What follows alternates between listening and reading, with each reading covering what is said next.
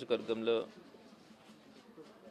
51వ డివిజన్లో ఆల్మోస్ట్ అందరూ కూడా ఇక్కడ ఉన్నటువంటి వారందరూ కూడా క్రిస్టియానిటీకి సంబంధించినటువంటి వారే. మొదటి నుంచి కూడా వారందరిలో ఒక సేవాభావం, సేవాగుణం అయితే కనపడుతుంది. 10 మందికి మనం సాయం చేయాలనే లక్షణంతో వీరందరూ కూడా ఇక్కడ ఉండడం.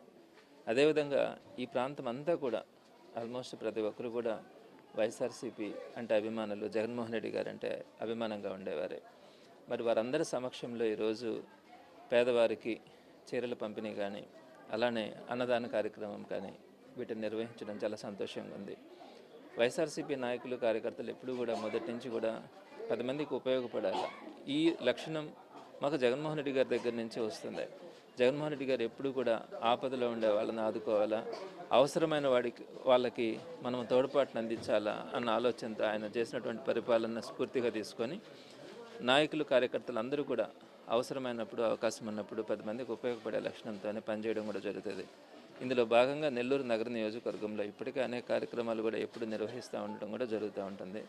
మరి ప్రీ క్రిస్మస్ సందర్భంగా, అదేవిధంగా వైఎస్ జగన్మోహన్ రెడ్డి గారి పుట్టినరోజు సందర్భంగా వీటన్నిటినీ కలగలిపి ఈరోజు ఈ 51వ డివిజన్లో ఉమా గారి సహకారంతో, అలానే కళ్యాణ్ గారు, ఈ డివిజన్ ఇన్ఛార్జ్ అయినటువంటి సందీప్ గారి ఆధ్వర్యంలో ఈ కార్యక్రమాలన్నింటినీ కూడా నిర్వహించడం సంతోషంగా ఉంది. నేను తప్పకుండా వారందరికీ కూడా ఒక మాట అయితే చెప్తున్నాను, మీరు చేస్తున్నటువంటి ఈ కార్యక్రమాలన్నింటినీ కూడా రేపు పొద్దున వైఎస్ జగన్మోహన్ రెడ్డి గారి ఆధ్వర్యంలో వైఎస్ఆర్సీపీ ప్రభుత్వం ఏర్పడిన తర్వాత ఆ ప్రభుత్వం ఏర్పడడానికి కష్టపడినటువంటి, ఈరోజు కష్టపడుతున్నటువంటి నాయకులు, కార్యకర్తలందరికీ కూడా ఒక సముచిత న్యాయం కానీ, గౌరవం కానీ ఉండేలాగా తప్పకుండా ఉంటానని వారందరికీ కూడా మాట ఇస్తున్నాను.